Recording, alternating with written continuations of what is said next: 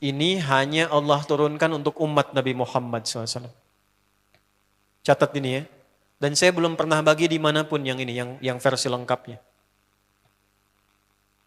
Kalau bisa dilakukan, bukan hanya dosa digugurkan. Tapi setiap hurufnya mempercepat terkabulnya doa kita di hadapan Allah Subhanahu wa Ta'ala. Ya. Ada 2 surah di dalam Al-Quran yang bila 2 surah ini dibacakan, itu setiap hurufnya dihitung bisa berpotensi menggugurkan dosa sekaligus mengabulkan doa-doa yang dimintakan. Sepanjang doa itu baik untuk urusan dunia akhirat kita. Kalau salah satu kurang baik diperbaiki oleh Allah. Misal dunia baik tapi akhirat tidak. Maka diperbaiki oleh Allah kepada yang lebih baik. Surat pertama Al-Fatihah. Surah kedua Al-Baqarah. Sebelum doa baca tuh Al-Fatihah sama Al-Baqarah. Tapi Al-Baqarahnya tidak dari ayat yang pertama. Kepanjangan. Cukupkan di ayat 285 sampai ayat 286. 2 ayat terakhir. Hadisnya sahih. Kalau mau dikuatkan biasanya banyak ulama memasukkan ayat 284. Ada yang sudah masuk ke dalam Ka'bah di sini? Ini informasi saja. Dan 3 ayat ini, Al-Baqarah 284, 285, 286, itu ayat yang dituliskan di dinding Ka'bah. Itu yang saat berhala dikeluarkan, gambar-gambar dihapus, itu ya, syair-syair diganti dengan ayat Quran sehingga jadi kain kiswah Ka'bah di luar. Itu ada sejarahnya. Yang di dalam pun dihiasi dengan hiasan ayat Al-Quran. Di antara yang dituliskan itu Al-Baqarah ayat 284, 285, 286. Intinya di 285 dan 286-nya. Tadi rakaat pertama yang saya bacakan dalam salat Isya. Hadisnya sahih. Itu spesial malaikat Jibril turun kepada Nabi Muhammad SAW mengabarkan kabar gembira siapa yang membiasakan membaca Al-Fatihah. Ya, kemudian 2 ayat terakhir di Al-Baqarah dari amanar rasulu sampai fangsurna 'alal qaumil kafirin, tidaklah dia membacakan itu kecuali setiap hurufnya dijaminkan mengabulkan doa-doa yang dia mohonkan sepanjang benar doanya dan tidak diselimuti maksiat. Ini maaf ya. Ini saya minta maaf dulu nih. Kalaupun Anda benar doanya khusyuk sampai nangis, tapi ada selimut maksiat dalam permohonan doa itu pengabulannya mental lagi. Hadisnya sahih. Thumma dzakara ar-rajula yutilu as-safara ash'atha aghdara yamuddu yadayhi ila as-sama' fayaqulu ya rabb faqala Rasulullah sallallahu alaihi wasallam anna yustajabu lidzalik famat'amuhu haram mashrabuhu haram malbasuhu haram wa ghudhiya biharamin fa anna yustajabu lidzalik. Rawahu Muslim. Nabi mengisahkan seorang lelaki menempuh perjalanan jauh. Awas, menempuh perjalanan panjang untuk ketaatan itu mempercepat doa dikabulkan 2 kali lipat dibanding orang biasa. Makanya kalau ada orang mau ke Mekah umrah, mau haji, titip doa. Ada yang mau beasiswa ke Madinah, ke Mekah, ke Al-Azhar, ke Mesir, titip doa. Saya biasanya kalau mau berangkat umrah, Ustaz titip doa, ayo tulis banyak tuh. Enggak saya baca. Saya simpen aja, ntar dekat Ka'bah, ya Allah engkau maha mengetahui. Ya. Mohon kabulkan semua doa-doa ya dari teman-teman jamaah yang dititipkan dalam kertas yang telah mereka tuliskan itu. Simple Pak, daripada capek kita bacakan satu-satu. Dan alhamdulillah biasanya ya insya Allah terkabul. Insya Allah. Itu perjalanan jauh. Nah orang ini menempuh perjalanan untuk sekedar berdoa. Safar. Ya, safar yang baik. Kemudian yang kedua, yamuddu yadaihi ilas sama, dia mengangkat tangannya ke langit. Ini saya tidak bermaksud mengajarkan ya, cuma menunjukkan prakteknya begini nih. Ada yang bisa bantu saya enggak satu orang maju? Cepat. Yang depan aja, depan. Jazakallah khair. Mohon pegangkan mic sebentar. Terima kasih ya. Lihat sini. Gini. Nah, jazakallah.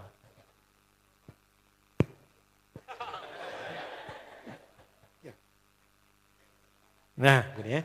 Ini tangan, lihat telapak 2 ya. Berdoa itu sesuai porsinya, dan ikuti caranya Nabi. Kalau doanya formal dalam sholat dan diikat dengan gerakan, jangan kreatif.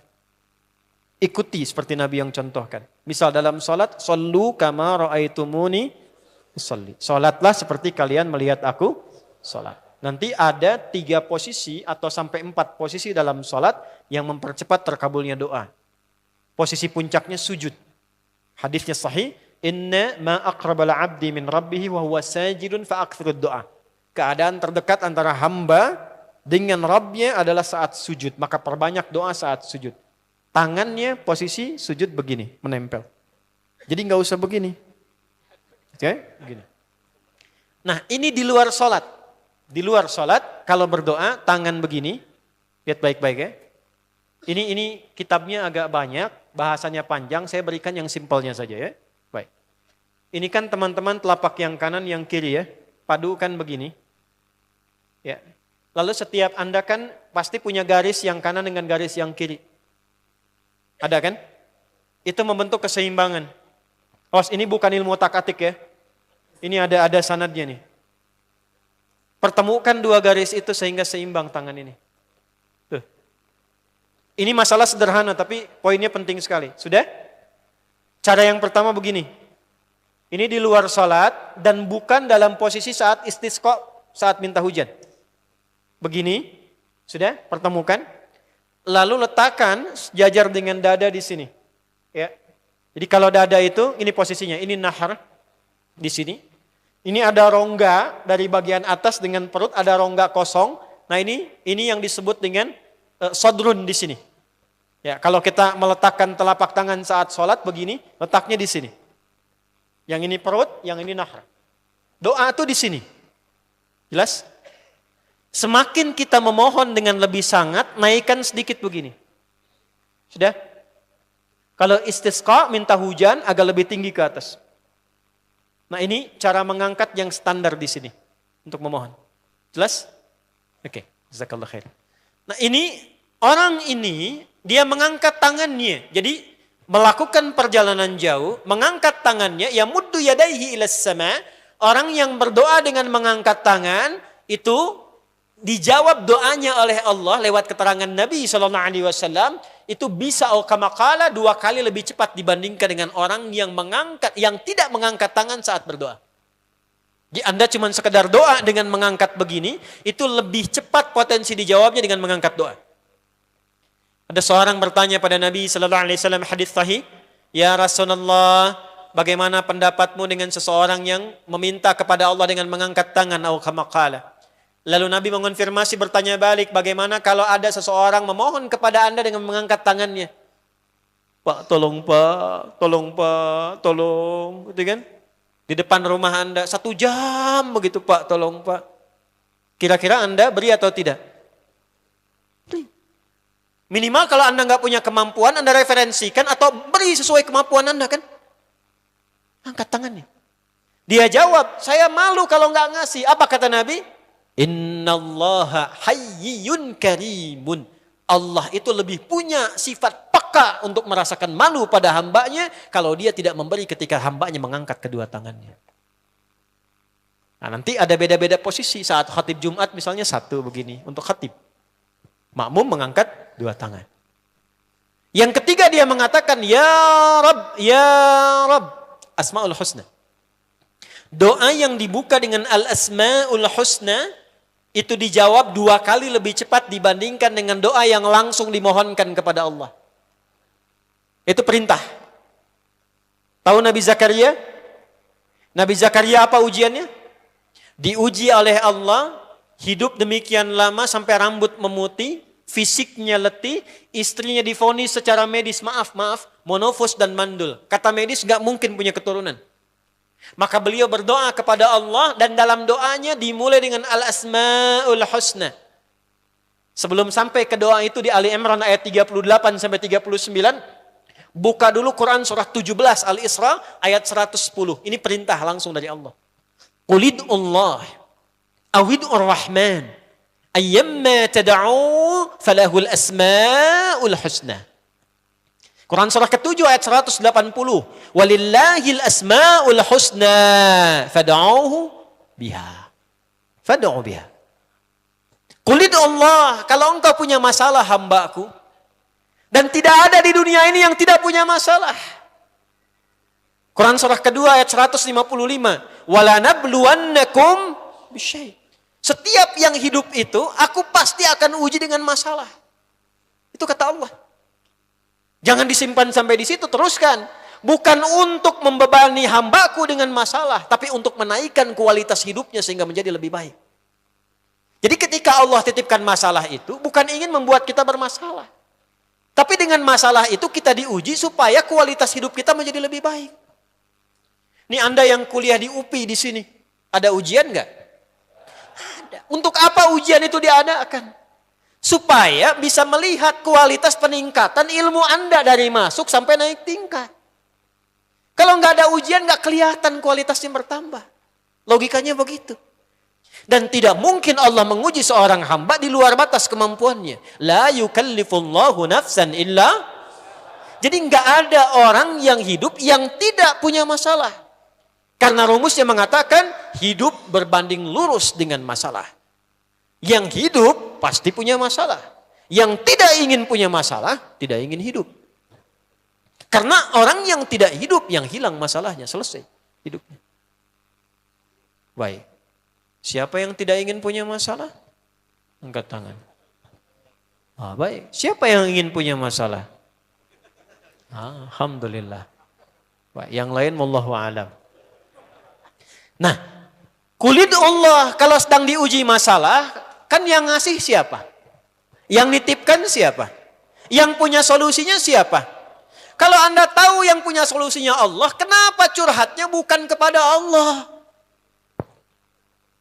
Kan sudah dicontohkan di Quran, kalau punya masalah curhatin ke Allah. Quran surah 12 ayat 86, sejak era Nabi Yakub, masalah di rumah tangga, anak bermasalah curhatnya pada siapa? Allah. Innama ashku bathi wa huzni ilallah. Aku tuh kalau punya masalah, sesedih apapun, curhatnya Allah. Bentangkan sajadahmu, curhatkan dalam sujudmu, tingkatkan takwamu. Wa may yattaqillaha yaj'al lahu makhraja. Quran surah 65 di akhir ayat yang kedua. Bentangkan sajadahmu, curhatkan, habiskan dalam sujudmu, keluarkan tangismu. Sehingga bebannya jadi ringan. Walaupun solusi belum datang, hatinya sudah tenang. Yang diperintahkan panjangkan sajadahmu, bukan panjangkan statusmu. Kita sudah tahu ayatnya, paham ketentuannya, tapi kenapa prakteknya ditumpahkan di Instagram, di Facebook, bikin vlog di YouTube, hanya untuk curhat saja. Dan ironinya dalam hal yang demikian, tahu yang menyelesaikan Allah. Sekarang tambah bonus, aminkan ya. Yang mengaminkan doa ini mudah-mudahan dihilangkan masalahnya. Puguma mana yang ada bermasalah kayaknya di dia. Itu gimana? Kumaha tuh ya teh? Paham? Curhatkan sama Allah. Nah bagaimana mintanya? Sebut namanya ya Allah. Awidur Rahman. Kalau kita ingin minta lebih cepat, minta dengan kelembutan Ar-Rahman. Rahman itu bisa disebut namanya ya Rahman, bisa cari cara mintanya yang paling lembut, yang menyentuh. Allah senang dengan kalimat yang menyentuh. Misal ya. Kembali ke Nabi Zakaria tadi. Quran surah 3 ayat 38. Hunalika da'a Zakaria rabbah. Qala rabbi habli min ladunka dzurriyyatan thayyibah. Innaka sami'ud du'a. Ya Allah, hamba-hambamu itu telah menghukumi aku dan istriku tak akan mungkin punya keturunan. Sedangkan engkau yang maha pemberi tanpa punya batasan. Mereka mengatakan istriku punya keterbatasan. Maka aku memohon kepadamu yang pemberianmu tak ada batasan. Mohon ya Allah anugerahkan keturunan dari sisimu saja ketika mereka mengatakan tidak mungkin itu punya. Sungguh engkau yang maha mendengar doaku ya Allah. Perhatikan, kalau kepada yang maha mendengar saja tidak terkabulkan, mohon tunjukkan kepadaku saat ini dengan cara apa lagi dan kepada siapa lagi aku mesti memohon. Itu dalam banget. Ya Allah, Engkau perintahkan aku berikhtiar mencari kerja, aku lakukan. Engkau perintahkan mengeluarkan keringatku dengan cara yang halal, aku kerjakan ya Allah. Engkau perintahkan aku jauhi yang Engkau larang, aku lakukan ya Allah. Sekarang aku telah berikhtiar dari sejak keluar, aku telah menunaikan sholat subuh seperti yang Engkau maha mengetahuinya. Dan menjelang malam aku mengadukan bahkan di rumahmu ya Allah hanya untuk sesuap nasi bagi istri dan anakku dari yang halal itu. Aku telah melakukan apa yang Engkau perintahkan, aku hanya memohon apa yang telah Engkau janjikan. Kalau dengan semua ikhtiar yang aku kerjakan sampai detik aku bersujud di hadapanmu di rumahmu ini belum Kau kabulkan, mohon tunjukkan kepadaku di malam ini ya Allah, dengan cara apa lagi mesti aku memohon kepadamu. Minta. Pernah enggak begitu mintanya?